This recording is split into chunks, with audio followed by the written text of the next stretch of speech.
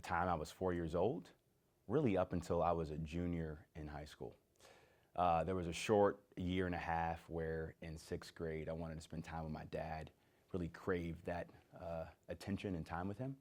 But during my time at Shaker, as other media reports have highlighted in the past, I really had a hard time at Shaker and making that jump. And so I went back with my mom, but I've been in Mount Pleasant, born and raised with my mom and my grandma, really up until my junior year of high school. And then my mom worked her butt off to buy a home in Garfield Heights. And during my senior year, I was at Trinity High School. We lived in Garfield Heights before going off to American University in Washington, D.C.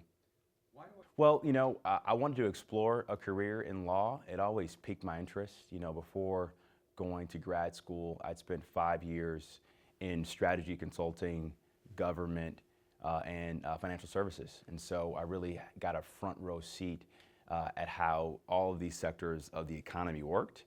And I wanted to get a law degree and an MBA so that I could have that optionality long term to either work in business, work in law, or eventually go back and serve in government.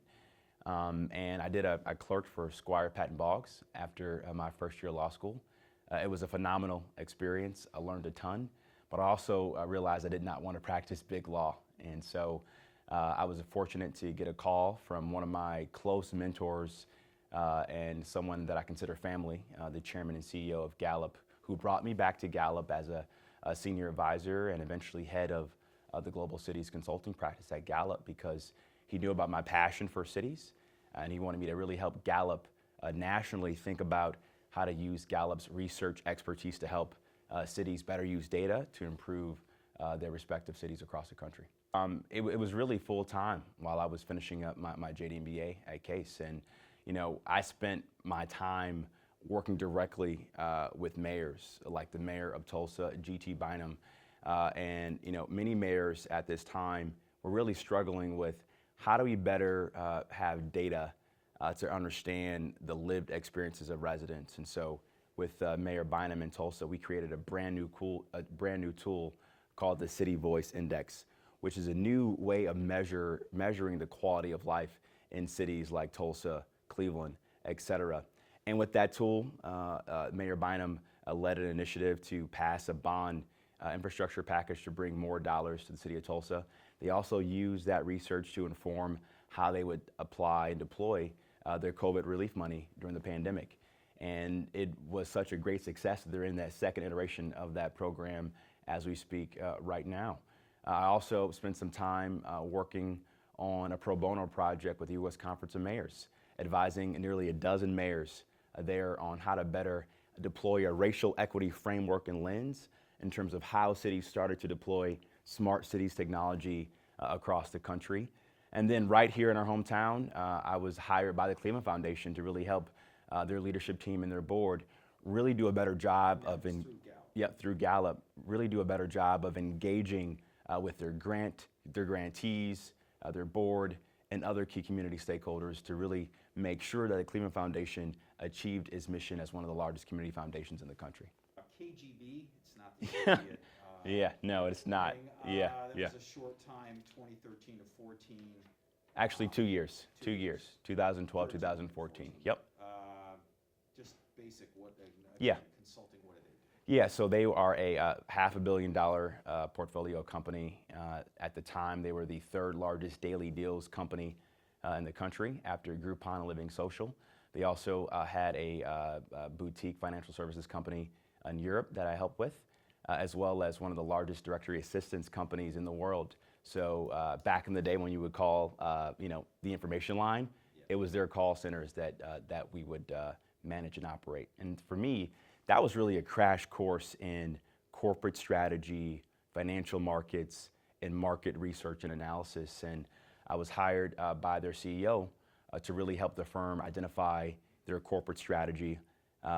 Did a great job in my first year. I was promoted to Director of Corporate Strategy to help lead some of their emerging market initiatives. And I continued that work in strategy when I went off to KeyBank. All right. What did you do for him?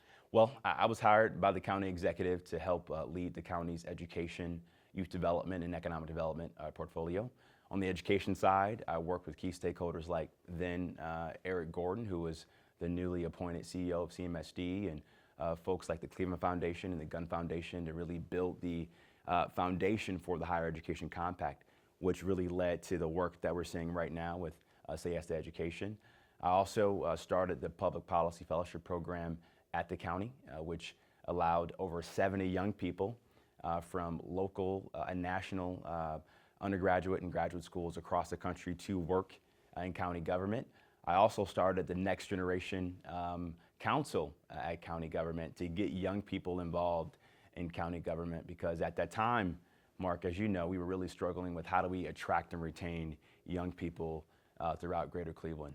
And then on the economic development side, worked with county council and others on our approach to maintaining our mandate on building a countywide scholarship program, and also supported the administration with the $100 million Economic Development Fund at that time. Well, at that time, I was told I was one of the youngest members of Ed Fitzgerald's, main leadership team that was a part of that new administration. Yeah, I would say this, during my time working for the county executive and working with county council on that effort, I worked with county councilman at the time, Julian Rogers, on the first piece of the countywide scholarship program, which is really focused on helping adult learners in our workforce population get secondary credentials so they can get a job in our regional economy. And then, with counsel from the Cleveland Foundation and others, I laid out a set of policy recommendations for the county executive. One was really following what we saw in Pittsburgh and also in Kalamazoo with their Promise initiatives, which we see now with Say Yes. That was my initial recommendation. Unfortunately, the county executive at that time had a different opinion, and he wanted to do the countywide college savings account program. And so I did my due diligence as a good public servant and worked with the Fed and others on how to lay the foundation. But I eventually left when I realized he was running for governor, and I wanted my career to go in a different direction. And someone else took my role, and I guess the rest is history in terms of the results of that initiative. We're living in a different age where my generation doesn't stay at a firm for 20 plus years like you saw with the prior generation before us. And I would also say that I've always been very keen to get a diversity of experiences that will allow me to have a maximum impact. In every job I've had, I've had impact. I've been promoted in several of those jobs, and I've worked at some of the highest levels of government and the private sector. And I'll also say this, in terms of my civic impact and civic commitment, I've been a good representative of what leadership can look like when you're working for a local government, or if you're working for a large corporation, and you're also doing the hard work of being an ambassador for that organization in the community as well. So Urbanova, we are a national nonprofit, really focused on helping mid-sized cities like Spokane, Washington, Tulsa, and Cleveland figure out how do you bring the nonprofit world, the private sector, and public sector together to use technology and data to improve cities. Right now, we're doing one project with one of the largest utilities in the country, Avista, and we're helping Avista think about how to better engage their low-income customers and communities of color to embrace renewable energy in the future.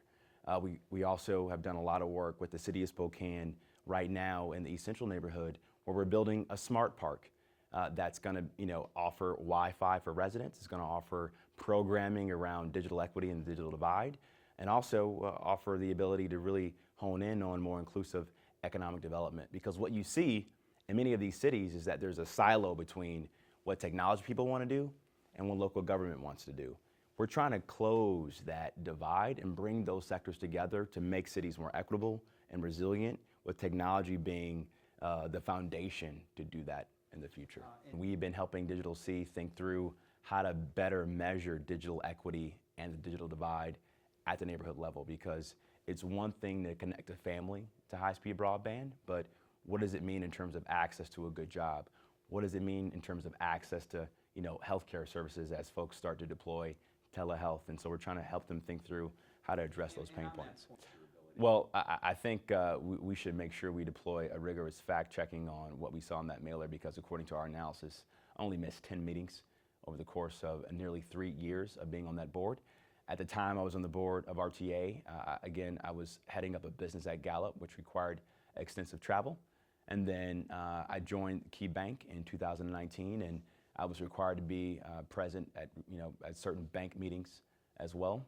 But during my time, I think I had a tremendous amount of impact, and I would recommend you reaching out to CEO India Birdsong and other members of the board to articulate that. I created my own committee at RTA focused on technology innovation, which led to us live streaming board meetings before the pandemic, supported the administration's effort to deploy Wi-Fi in all of our buses and trains, and also supported the administration's efforts to put body cams on transit police. And so in a short amount of time at RTA, I think I did a tremendous amount of good to move that agency in the future.